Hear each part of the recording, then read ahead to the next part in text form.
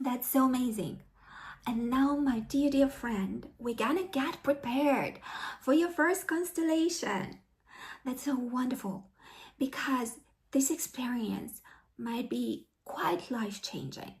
So we're taking it serious and we're getting prepared. For that, you need some paper, some A4 pieces of paper. If you don't have colorful, it's okay, you take white. If you have anything that's colorful, it's cool.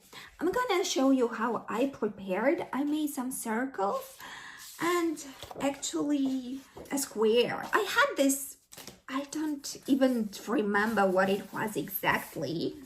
It was something colorful and quite robust, and I decided I'm gonna use this to make my circles.